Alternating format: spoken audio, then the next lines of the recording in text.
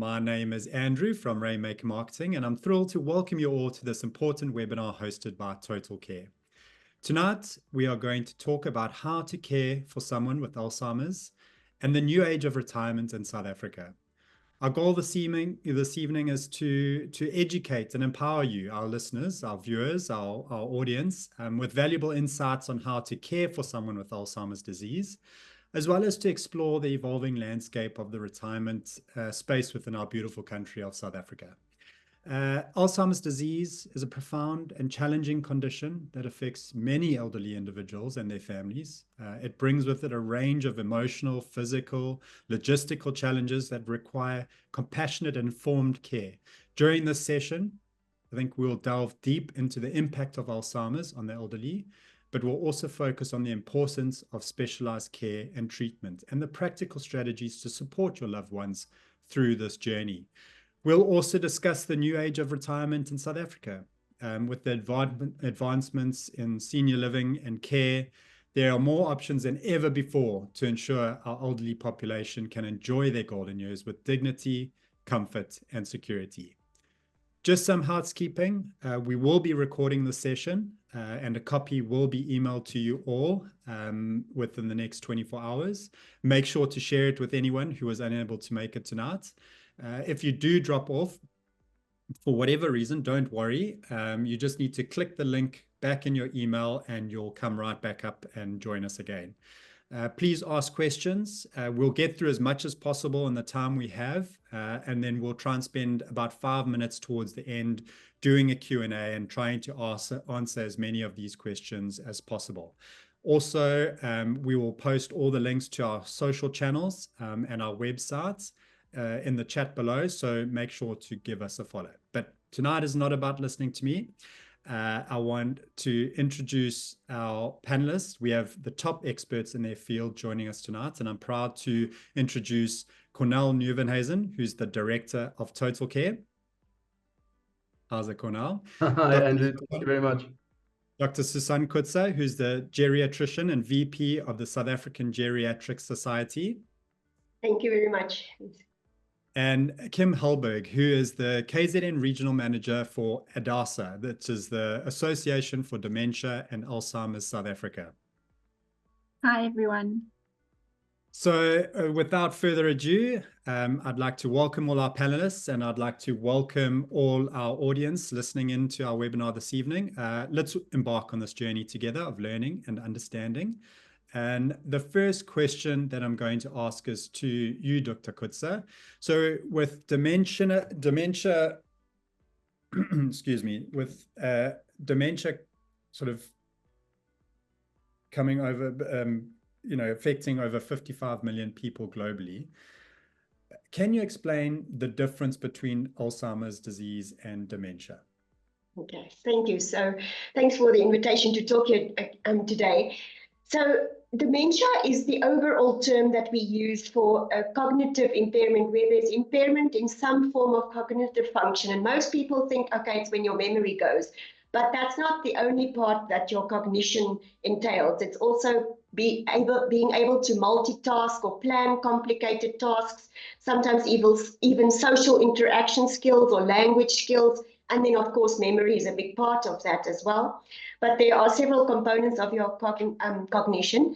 And when that is impaired, and that impairs further your ability to perform your daily activities, and we've excluded some other conditions that can mimic dementia, then we call it dementia. And the new term that the medical societies have deemed it is called a major neurocognitive disorder, but dementia is still the disease that the name that we use in daily conversation.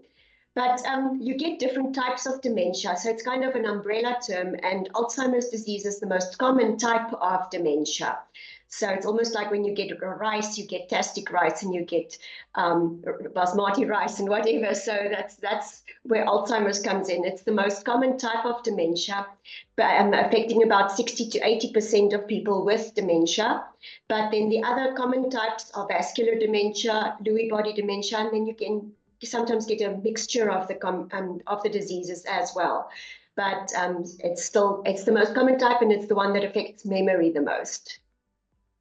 Thank you. That's a very detailed explanation. So, Cornel, with your experience, I think you are the one here who can open or share a window into living with Alzheimer's within total care facilities. So, how are you able to support both residents and their families? Yeah, thanks, Andrew. I think the best way to support the family is to place the resident as number one. I think for us, it's super important to make sure that the person has good routine, that there's enough social interaction. We do daily wellness hours. So that cognitive sort of just making them aware of things around them and trying to place them in situations where they can be with a biokineticist and they can be with the occupational therapist. They can do exercises and then afterwards just spend time together, go for walks. That's the most important. And through that, we share videos and we share photos. I think that peace of mind is the best for the family. I think for them, they get that absolute peace of mind to say that, listen, they can't do this at home. And I think that's where they then get the support to know that their loved one is totally sorted out. Kim, so, I mean, can you discuss the importance of that community support that Cornel was talking about? So how does that affect the care of individuals with dementia?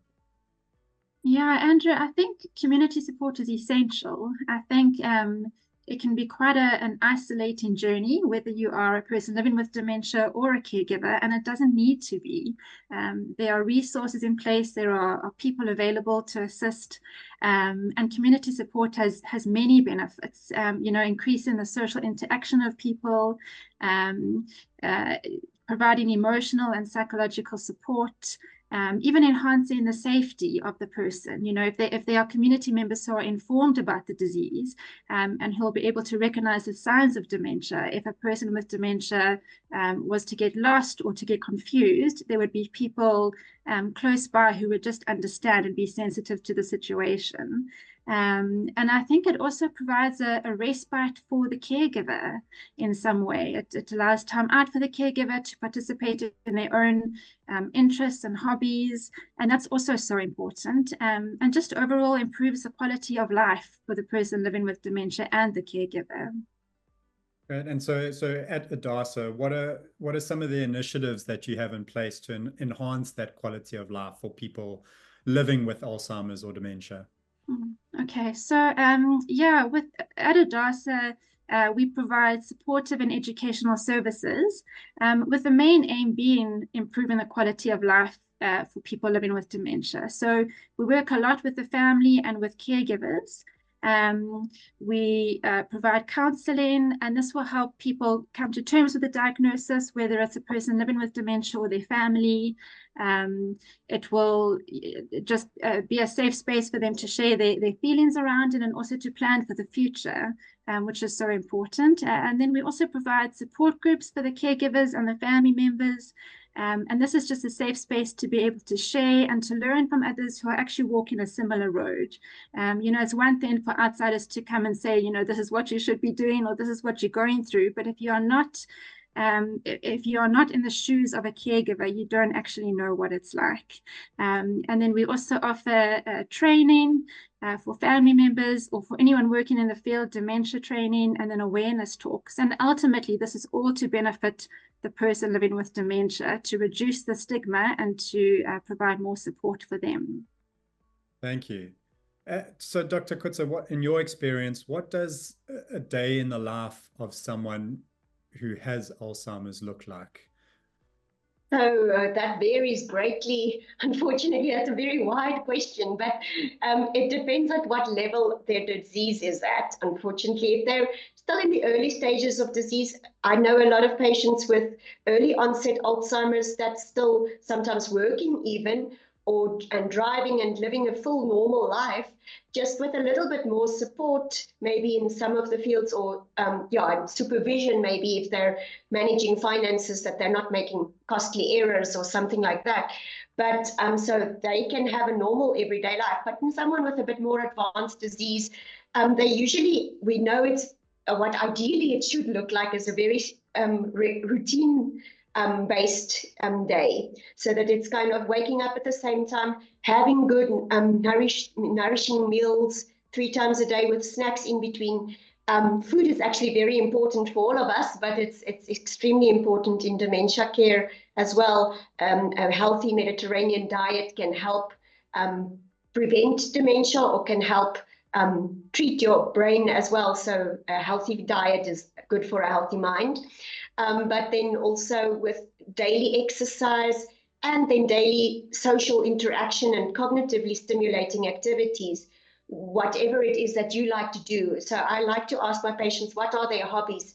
And to try and help them in some degree, if they don't have the cognitive abilities to completely do that anymore, but to find something, if they can't drive a car or repair cars anymore, but to at least be able to look at magazines of cars and be interacting with things that they like. It doesn't help if you had someone that never had a sense of numbers or words, and to now go and force them to do crossword puzzles of American actors that they've never seen before. So it's just frustrating.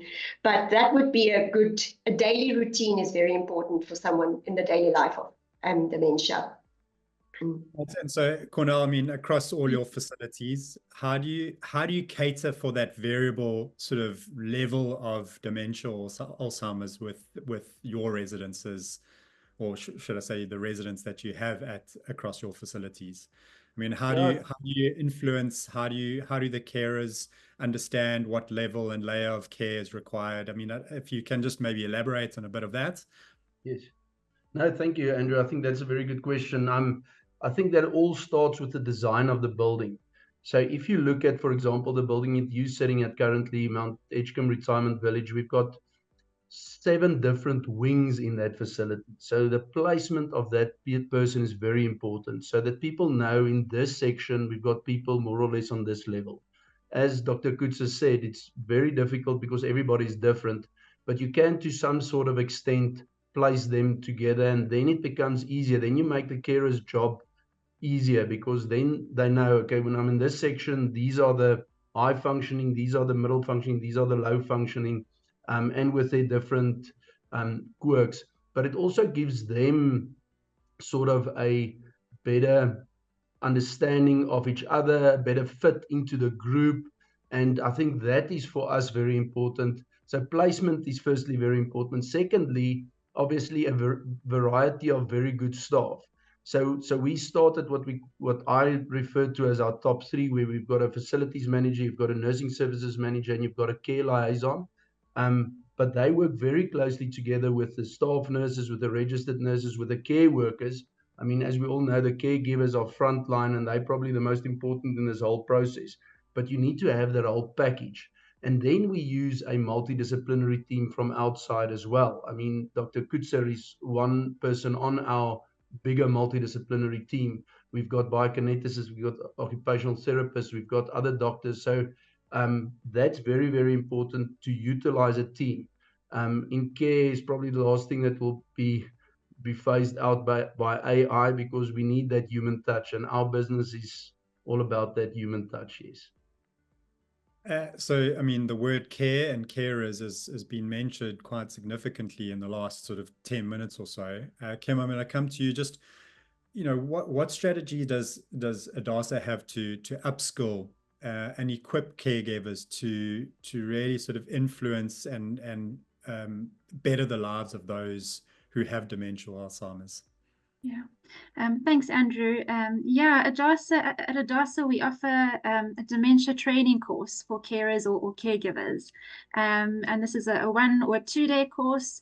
And we cover things like, just understanding the disease, knowing the signs and symptoms to look out for, knowing what types of dementia there is, understanding the progression of the disease and what to expect. And then we also look at things like compassionate communication, how to communicate with a person who has dementia, the do's and the don'ts, and then also stimulation activities. I think a lot of people, I think especially as the disease progresses, that there's not much they can actually do with people living with dementia, or the residents or loved ones, whatever the case is. But there are certain things that you can do throughout the disease. And even in the end stages, there are things like listening to music and massaging the hands. It's more based on the senses as the disease progresses. So our training really teaches all these different strategies that a caregiver can use. And then we also look at different behaviors that a person living with dementia might exhibit, and how to respond to these, because often these behaviors aren't just out of the blue. I mean, sometimes they are, but there's often a reason behind them. You know, people living with dementia are not able to communicate their feelings and their needs at times, and this can make them feel frustrated. You know, if they are lonely or hungry or in pain and they're not able to communicate it, of course they're going to act out. So it's educating them about that. And then we also just cover caregiver burnout in our training. That's a very real threat to caregivers, whether we're talking about caregivers in residential homes or caregivers as family members. And it's very important to be able to understand the triggers of stress and burnout and how to actually prevent this in the field. So that's our main way that we do equip caregivers, apart from the talks that we give. Thanks. Dr. Coetzer, so, I mean, from your research and experience, we see that Alzheimer's is now becoming a lot more prevalent. Is that the case, or is it just because of the advancements in medical that we are seeing in this day and age, or is there just more awareness of its diagnosis? No, unfortunately, dementia as a whole, and Alzheimer's disease as with it then, is definitely increasing. We've actually seen, and we were talking after the COVID pandemic, we all of the geriatricians in the country were saying, "Shoo, we're seeing so much more dementia now, or Alzheimer's." And then there was an article that was published that worldwide there seemed to be more of an increase just from COVID, and that was from the social isolation, because everyone was locked up, and social interaction is such an important part of being a human, and cognitive stimulation, that the dementia increased in that aspect as well. But then also the population is aging. There's we all know that there's the people that are going to get 120 years old have been born already, and unfortunately, although medical technology can keep people alive for longer, they haven't yet reached the point where they can keep, we're aiming for that, but to be a healthy older person is much more tricky than just getting older. It's getting older healthily. So that's why there's also an increase in the cognitive impairments and dementias in general. And so you talk about the word geriatric and geriatrics. So what are some of the misconceptions that you encounter with that particular field or that particular word? Yes. So there's a lot of things. People think that when you are older, it's normal to have memory impairment. And yes, to some extent, the brain does slow down with aging. But as soon as it affects your daily abilities to perform everyday activities that you used to perform well, I'm not saying if you could never work a cell phone and now you can't learn how to work a cell phone, that's not dementia. But if you used to be an IT manager and now you don't know where to switch the computer on, that obviously is a sign of cognitive impairment. So then it is not normal aging. People just say, oh, they're just getting older, they're forgetful. And that's not. So to identify the signs of abnormal aging is quite important. That's one of the misconceptions in geriatrics. And then also that aging is not nice. A lot of people think, oh, I don't want to get old. And well, for this reason that, you know, there are more illnesses and more, several diseases associated with getting older. But I've got a lot of patients that really enjoy life as they are older now. They've got a lot more wisdom and a lot more things going for them now than when they were 20 or younger. So aging is not the end of life. It's a part and we need to embrace it. So those are the common misconceptions. Oh, there's one more. Then when you're older, sorry, that's an important one. But when you're older, you don't have to, or you can't start doing exercise because I'm old now. I can't do exercise. And actually exercising is something that you can start at any point of your life. Even when you're on your terminal bed, exercise still has a role. I'm not going to send you to do the comrades then, but movement is life, and it improves quality of life in different ways. So movement is important, whatever predicts or whatever is part of what your movement can be. When, yeah, as I say, it's individualized to the patient, but movement is very important. Just because you're older doesn't mean you can't do exercise. It's true.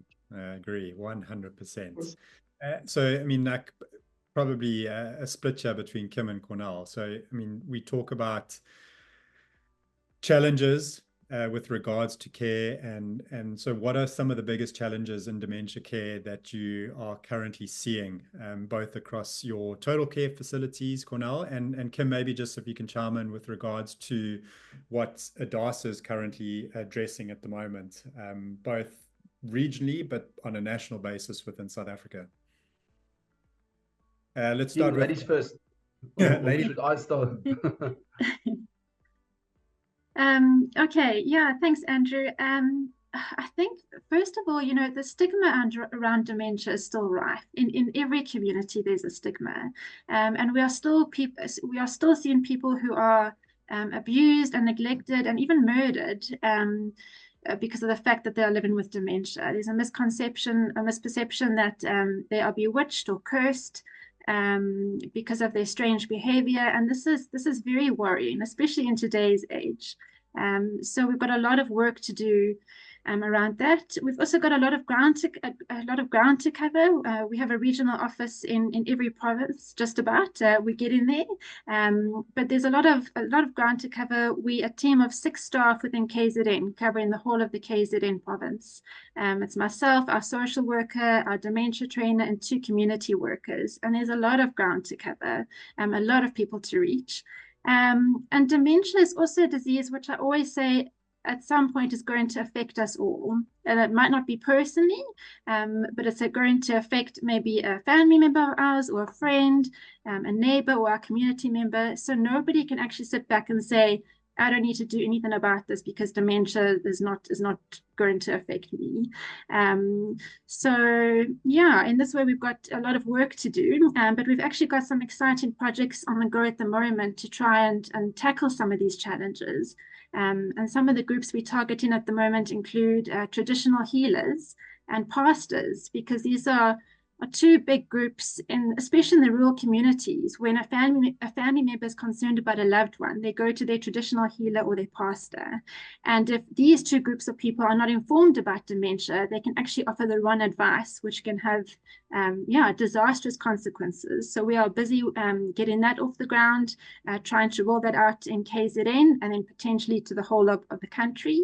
And then we're also working with correctional facilities to train the inmates and the staff, and even taxi associations. People living with dementia are getting onto taxis. They may get confused or disorientated, forget where they're going, not have the correct money on them. So it's actually important for taxi drivers to be educated as well. So there are a lot of challenges, but we are trying to tackle them one by one. Yeah, so that's a bit from our side. Yeah, I think from our side, thanks for that, Kim. I think neglect is a big thing. I think there's personal neglect and there's family neglect due to ignorance sometimes, and also sometimes due to financial constraints. Because what Dr. Susan and Kim and what we've all been saying is that people need routine, they need social, they need good diet, they need all of these things, but that costs money most of the times, except if you're now in a nice little village in Sardinia, in one of the blue zones, and then it's nice because everybody looks after you and the whole community comes into play. But in our lives, the only way where we see good dementia care can take place is in a facility like ours, and that can be expensive. So how we've tried to combat that, because obviously we want to look at a broader market and we want to assist everyone. So we've got one facility called Huis Hoofveld, which is a non-profit organization. We got the buildings basically sponsored and there's no profit there. So that is at a very good price. And then we've also brought in a product called Longevity Plus. So if people are concerned that they go and they see but they can't afford, please phone me. My number is on the website. We can talk, and I can tell you guys more about Longevity Plus, where a person can just put a lump sum down and you don't have to pay monthly. Because I see that is a problem. For me, the biggest heartache is a lady sitting alone in a garden cottage and not having one meal a day. She's not eating right. She doesn't have community. There's none of the things that we've spoken about in her life. And that just makes them go backwards a lot faster. I mean, that just almost perpetuates their problem. And yeah, that's from my side. And just touching on that, so what are the biggest or the key differences between care within a total care facility and those who are sitting potentially at home, uneducated or not really knowing exactly what is happening or the changes that are taking place? So how do you, I suppose, to Kim's point, education is such a massive challenge in its entirety to get people to understand. But how are you dealing with those conversations, especially with people who are looking to you guys for advice? Yeah, we always say to them, listen, you can get the best carer, but if your mom's alone, the carer can only do so much. The carer can care for you. And yes, some of the carers are very good. They can play rummy cup and they can do stuff that sort of stimulate your mind. But to be in a social environment with peers and with a bigger team of people that can bring different dimensions in, and that's the difference between living on your own, with you can spend 3 times more money in your own home, but you don't have that whole community effect. And that for me is the single biggest thing. We create an environment where people can flourish, but you have to have the right design, you have to have the right people, and then the residents actually do all the rest. They assist a lot in this whole process. We can't say, but we can do everything for you. We set the platform, and then it's amazing how they just interact afterwards and tell the same old story that they told at breakfast this morning or whatever. But that doesn't matter. They're talking, they're interacting, they're going for walks, and they're participating. And that you don't get by sitting in your garden cottage or in your house. People are very reluctant. It's always difficult to get them in out of their houses because they've been so happy for 40 years in their house. They don't want to go. They're not old. They're 90 years old, but they're not old. So that can be a big challenge. Andrew, if I can just add to that, I think, when people are considering care homes for their loved one, they often face a lot of guilt about it, and maybe they promised one another years back that they would never place one another in a nursing home. So it's quite a big deal for people, but it's actually important to plan for the future. Caring for a loved one living with dementia is a 24-hour job. And as the disease progresses, the person might actually require more nursing care. And if there's not enough support, if there's not enough family and community support, obviously hiring a caregiver to come and help at the home is an option a few days a week or full-time. But then sometimes it does get to a stage where the person actually needs more full-time nursing care, and placement in the home is actually the best option, not only for them but for the caregiver as well. And caregivers just need to know that they can let go of that guilt, because it's for the well-being, not only for themselves but for their loved ones as well. Yeah, you make a very good point, Kim. If I can just add to that as well, I think the reason why people are like that is in the old days, there wasn't good places. So they've got the stigma attached to placing somebody is actually because the places were stinking and dark and old. And now there's beautiful places out there with good care. So I think people should just revisit that. As you say, that's something that keeps them back. Said, I won't ever place you in a hole like that. But now the places has become a lot better. So they must just look again. And I also want to say is sometimes what I explain to my patients, especially if they don't have a family that's taking care of them, if they're living alone and they don't want to go to a place of care, but they need that extra care, is to also say to them that you're taking away a little bit of independence, because that's the one thing everyone wants to hold on to is their independence. You're taking away a little bit of independence, but in the long run, that keeps them more independent. Otherwise, might fall and break a hip tomorrow, and then they're going to end up straight away in frail care there's no in between then. And it's kind of the bigger picture that needs to be thought of. And I mean, so we obviously speaking a lot about the patient per se, someone who is potentially suffering with dementia or Alzheimer's. But I mean, what are some? I'm speaking to you, Dr. Coetzer. What are some of the strategies that you can offer in terms of the emotional support for the loved ones, the family members of those suffering from dementia? Do you mean like emotional support for the when they need to move to a facility, or when they need that extra care?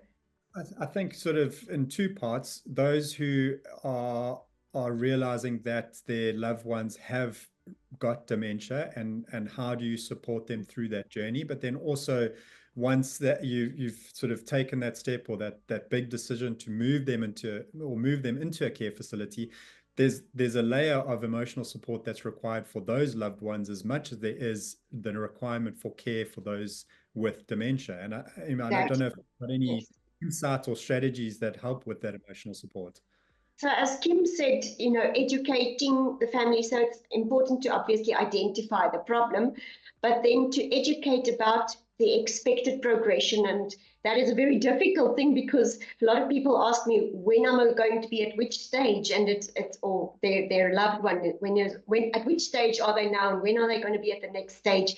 And that's impossible to answer, because everyone is different, everyone is unique. But to just explain and educate the different stages of illness, and what might be expected at the different stages, and what abilities the patient might be having for themselves at those stages, and where extra help might be needed. So educating the families is very important, or the caregivers, and then also ensuring that they've got respite for themselves, that they've got places to go and doing something other than the caregiving, so that they don't burn out. That's extremely, and that's one of the main reasons why their loved ones might need to go to a facility, also because the families just burn out completely. It's a 24-hour job, and one person can't do that when you've got a job and maybe your own children and a husband that's also ill. There's a lot of things that's also happening at the same time. And it's not because you don't love your loved one. It's actually, by loving them, you would want to put them in a place where you can just be the daughter, not the caregiver and the nurse and the cook and the whatever. You can just be the daughter and give all the love. And just by placing them in a facility does not mean that you're giving up all your responsibilities. There's still a lot of responsibilities that the loved ones have to carry. They still have to manage, someone has to manage the finances and medical stuff. And then, as I said, the loving part and family part. But just to have the nitty-gritty of every day taken care of takes a load off the shoulders of the loved ones.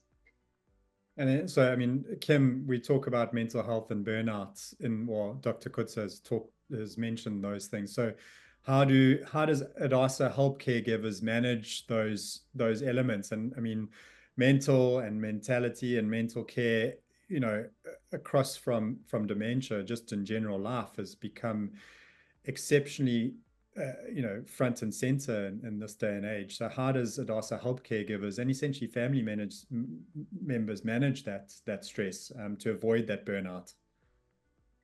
Yes, Andrew, I think first of all, we just try and emphasize to caregivers that anxiety and stress and burnout are very real threats to any caregiver, but especially to dementia caregivers. And sometimes they feel like they're not able to take a break. They're not able to leave their loved one. They feel guilty about leaving the loved one in the hands of someone else.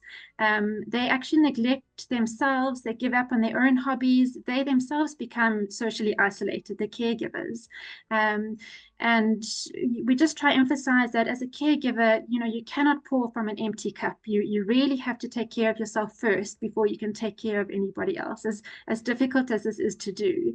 And I think caregivers are also faced with a lot of different emotions. They're feeling the grief and loss long before the person has passed, but even from the time of diagnosis or the time from the beginning of symptoms. It's a loss of dreams and maybe hopes for the future, Like Dr. Suzanne mentioned, it's also a lot of role reversal in dementia. So sometimes a child ends up taking more parental roles in the care of their parents, for example, and that's difficult to accept. So we really try and work through these feelings with the caregivers. And then look at them holistically and their situation. What support systems do they have in place? Family members that can help out, close friends, their community, and then also look into the future and what kind of things they need to put in place to avoid a crisis. You know, it's actually really empowering to be able to plan for the future and make sure that if there is a crisis, that you know what to do. And I think far too often family members don't have a plan in place, and we get the family members coming in a crisis situation because there haven't been any plans that have been made, and it's very difficult to get accommodation, for example, at the last minute. So we really encourage them to look at this, if it means looking at different nursing homes, even if they don't require it for the moment, just to start exploring these options, you know, making sure wills are up to date. And that's really going to empower them in this journey.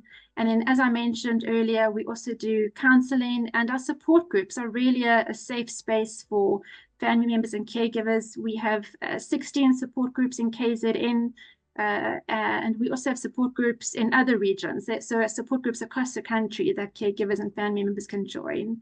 And this will also help them just know that they're not alone on this journey. Yeah, I hope that's answered your question. Just to elaborate a bit, if I may, Andrew, because I think that planning that you touched on, Kim, is very, very important. We met a very progressive group of developers in Cape Town, and they're actually building in, and they're looking to now build in what we call longevity plus into their purchase agreements already. So that when you buy in that retirement village at 60 or 70 years old, you already have your take-off for care sorted out. So that contract then runs over into a longevity plus, and then you don't have to stress about going to pay monthly for care. It's sorted out. You've already purchased care when you purchased the house. So those type of things are now really starting to take effect because people are realizing they need to plan, and everybody has always left it too long. But with the advent, like Dr. Coetzer said, people living to 100, 120 is not going to be new anymore. That the newspapers won't pitch up if you're 100, maybe if you're 130. So people are living longer, and they know they need to plan. So it's exciting that people are thinking that way.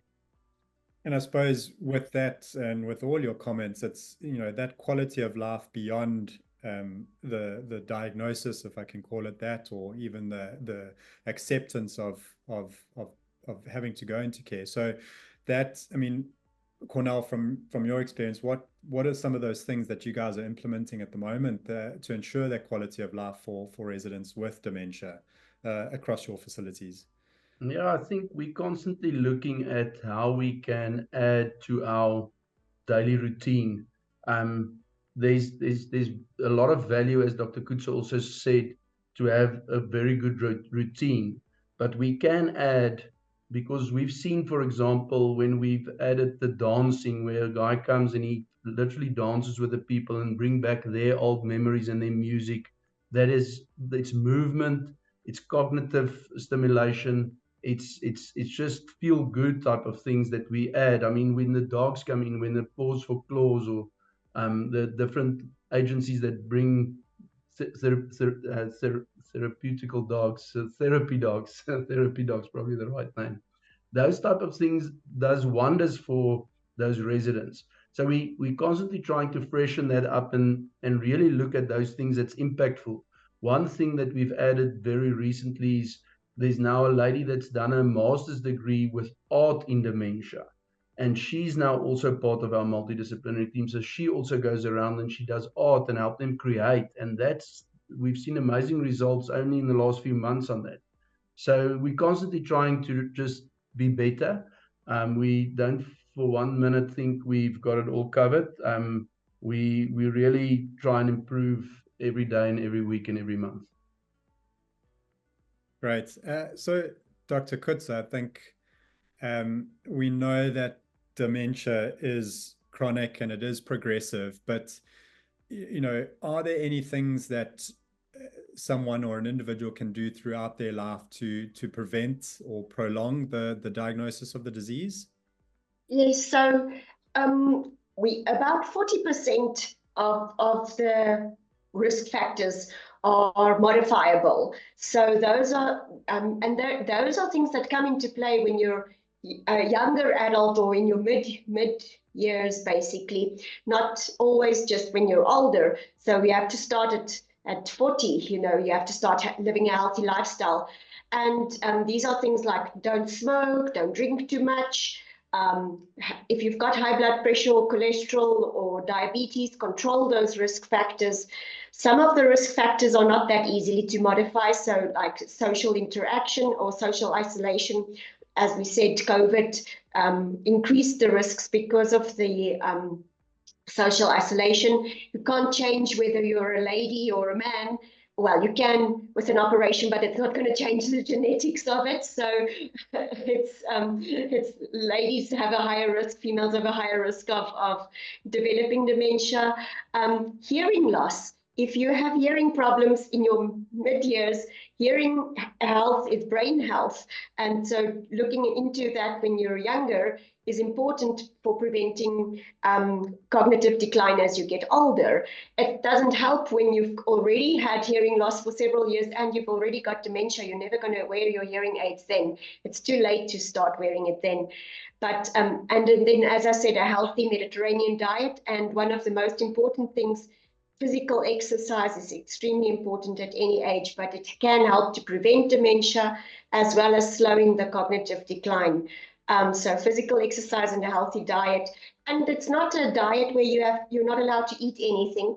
It's a Mediterranean diet. As we said, the blue zones is the Mediterranean areas, is Italy. They have a glass of wine, they have olives and bread and pasta, all the nice stuff, just in moderation, with lots of vegetables and fish and fresh fruit and fresh food. And that is what helps to both slow down the disease, but also help to prevent getting the disease. But unfortunately, it's only 40%. The other 60% is up to our genetics and, yeah, the roll of the dice.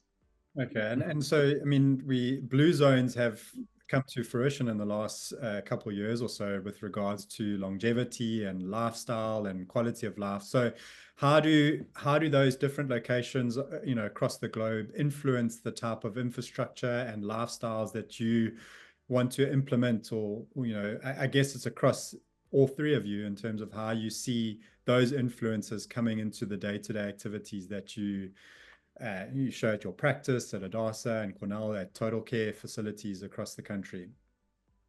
Yep. Can we start with you? With me. I'm happy to go. Okay. Yeah, I think the reason why I'm so eager to go is that our whole business model is basically built on the blue zones. It's something that we came across very early when he was still in his when he was still going around and looking at where do people really constantly achieve an older age without cognitive decline, and he got these 7 places, and there's a lot of similarities, and we really built all of those similarities in. As Dr. Coetzer mentioned, it's diet, it's exercise, it is community, it's social, it's something to wake up and be excited about, like a nice wellness hour. It's walking and doing enough. So we really build all of that into our even religion. I mean, all of them have, for example, religion as well, and it's not one specific religion, but to create those activities for them and the space for them. So yeah, that is a work in progress, but I think we've covered most of those bases. Obviously, we can on each of them lift it up still, and we will. Dr. Coetzer, I think just if you have any comments on those blue zones.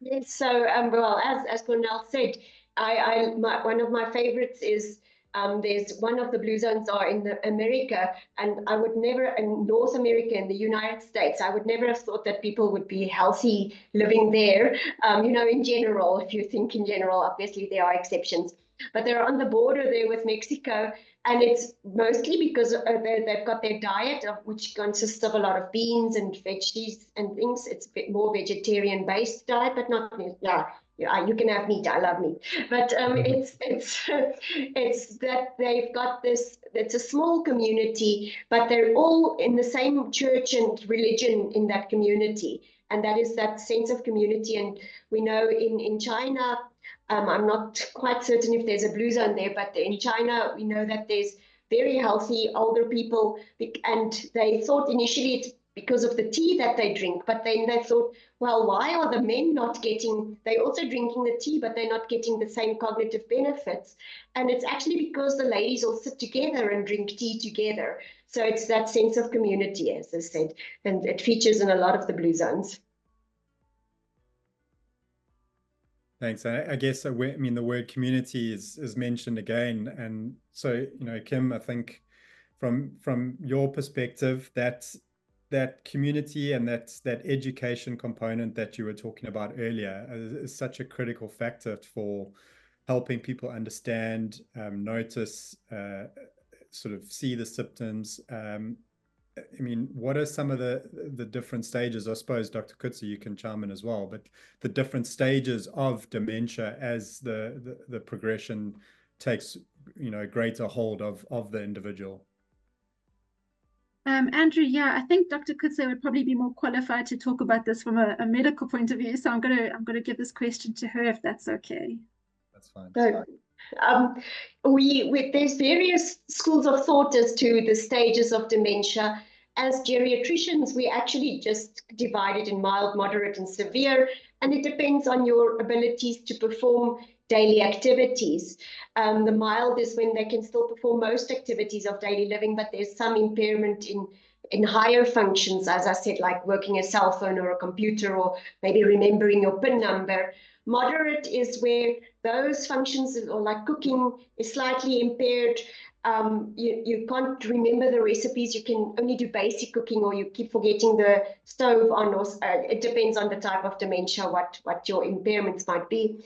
And in severe disease, that would be when your basic activities of daily living, so things like being able to dress yourself or shower yourself or look after yourself hygiene-wise, going to the toilet, when those things are impaired, we call it the severe stage. But there's also in-between stages, like moderate to severe, when they can still maybe dress themselves or go to the toilet, but they can't dress themselves. Or at the very end stages, it would be advanced, very advanced disease. And that's kind of the end stage terminal diseases, where the patient becomes maybe more bedridden, unable to communicate at all, and unable to do anything for themselves. And but as I said before, the stages vary so greatly between different people. Some of the dementia associations or Alzheimer's associations use a 7-stage model, but I can't remember exactly what's in each stage, but it basically falls into these categories. It goes according to your functional skills. And it's obviously not functional loss because of a physical disability. If you can't cook because your hand is in a cast, or you've lost an arm, or you've had a stroke and you can't move that side of the body, that's not then a dementia, but it's a physical disability then. Okay. And I think what's quite interesting to note is that most people are only diagnosed with dementia in the moderate stage. The mild stage, the symptoms, like Dr. Coetzer was saying, are quite easily hidden. People might be aware that they're experiencing changes, that their memory is not as it once was, but they're able to hide the symptoms. Sometimes there's also denial, but the importance of an early diagnosis cannot be emphasized enough. It's really important, if you are concerned that you experience symptoms that are interfering with your daily living activities, or those of your loved one, that you actually get checked out by a specialist or a GP. I agree. Sorry, I just want to add to that. There's a lot of stigma people think they're afraid of what's going to happen if I get diagnosed with an illness. And there are a lot of illnesses that looks and smells like dementia, but it's not necessarily dementia. And there are reversible or treatable causes of cognitive decline as well. Not everything is dementia if you're forgetting. And that's where the early stages come into play, because that's when you can still reverse it. If it's something like a thyroid dysfunction, once it's settled into a moderate or advanced stage, even correcting the medical condition might not improve the cognition as much as you would like to. But if it's in the early stages, there might still be something to do about it. So that's why it's important to have an early, notice it early and identify it early to try and look for the other causes of cognitive decline. Yeah, and I mean, Cornel, maybe just one last question coming towards your way. So with that planning, there's a, you can never plan enough, I guess, is what the message is being conveyed here. So, I mean, from your perspective, are there steps that you can put in place now, whether you're young, whether you're a son or a daughter or a person who's looking to plan ahead for their life with regards to policy, so that they can prepare for that quality of life at a later stage, especially when it comes to care facilities in the event that it's needed. And that's actually come from a Nosipa question from one of our audience. I don't know if you have the ability to answer that for us. Yeah, no, definitely. I think we've had a practical example of that, and Dr. Coetzer sort of touched on it earlier as well. My grandmom said to us, by coming into one of the places earlier, she actually kept her independence longer, because then she doesn't have to phone the kids with everything that she's got a problem with. She can actually function on a daily basis, and they can only come and support. So subsequent to that, we had discussions with our own parents. I mean, my wife's parents is coming to that stage where they can still do everything. They're still working. They're still actually looking after their mom. But we don't want them to be in a position where their mom is now that she just says, no, she's not going to, and she actually needs to be in a place. So then we say, let's have that chat now. What are those triggers? And we identify those triggers as a family. As Kim says, when it's still mild, let's look out for the factors. Let's start then chatting. Let's create a space where we have options now. Well, you can be part of the conversation, because otherwise you get to a stage where they can't be part of the decision. Then it gets made for them. So it's better to involve them early. To have a family meeting, invite all the siblings, say, let's talk about it. And mom and dad never wants to do it because at 67 or 70, they don't feel old, but it's good to have that early, so that when they even 80 or 90, then we've had the discussion and we know what to do. So from that perspective, that's important. There's not too many policies that you can buy nowadays. We are working with a few insurers and talking to a few people to say, let's start something where a person can put something away on a monthly basis in a whatever financial vehicle, so that when they get to that stage, then they have money for it. I think that's important. But yeah, I think just opening that conversations and get the families on the same page, because families have big fights about these things. Because then there's 4 siblings, and the one say no, I'll take care, the other say no, they must be in a proper place, and then the fight starts. Thank you. Dr. Coetzer, I'm just going to come to you. We've got a question from Megan, who's listening to us this evening. So she's asking, does medication play a role towards the latter stages? Her mother has both Parkinson's and Alzheimer's, but doesn't show any benefit on medication for either of the conditions. So if you can maybe just elaborate on that or provide some insight. So yes, medication does play a role. Some medications actually plays a role in that it makes the disease worse. So one has to always watch out for that. And that's what we as geriatricians do. We look out for what medication is causing your cognitive impairment often, but then of course, which ones are necessary.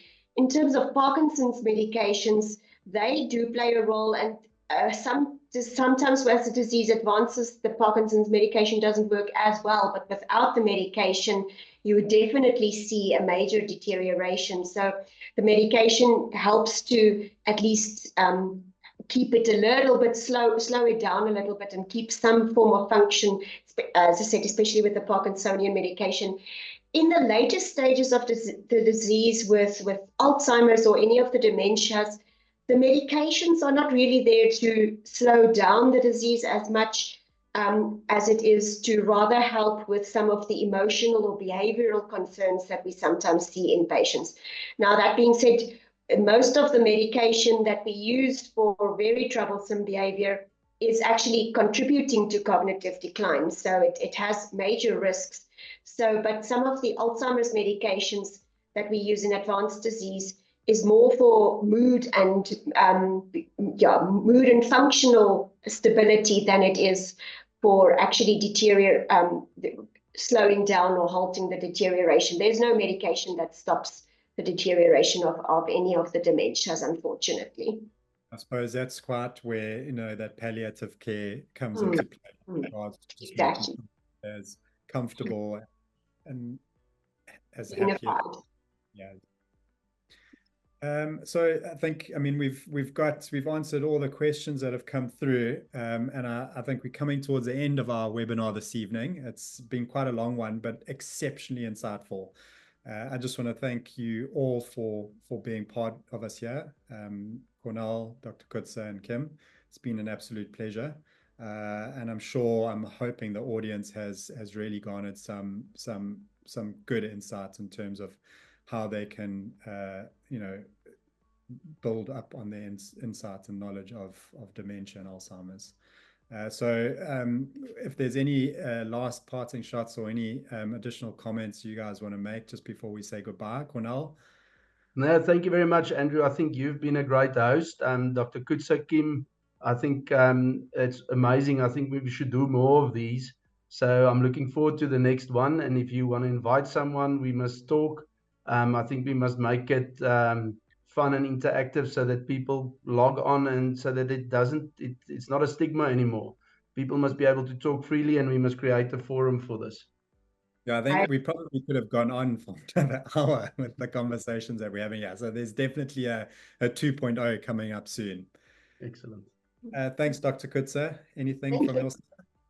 No, from us, I thank you very much. And I'm so happy that to hear, especially like Kim and the Adasa work, nothing against Cornel, I know what they do and I love their work as well, but to hear that there's so much in terms of educating the rural populations and trying to reduce that stigma of dementia, and so that we can just care for our loved ones as they get older and make their last years, as you said, as good as possible and dignified as possible, wherever that may be. Yes, thanks, Kim. And it's been an absolute pleasure with you as well. Kim, any final words? Yeah, thanks so much, Andrew. It's been an honor being here today. And I think it's just nice for people to know where they can go to, that we are available for support. Often people, when they get a diagnosis, it's a 15 or 30-minute appointment with the doctor, and then they're kind of stuck and they don't know where to from here. So Adasa can really help just in those next steps and moving forward. So yeah, thanks for the opportunity. Thanks. And just a reminder, we will be sending a summary out to all of those who have watched the webinar this evening, which will have all the relative contact information. So if you want to ask further questions or inquire specifically about the facilities at Total Care or get in touch with Adasa and Dr. Coetzer, we'll have that available for you. But once again, thank you so much for everyone for listening, and thank you to our panelists for sharing their knowledge with us this evening.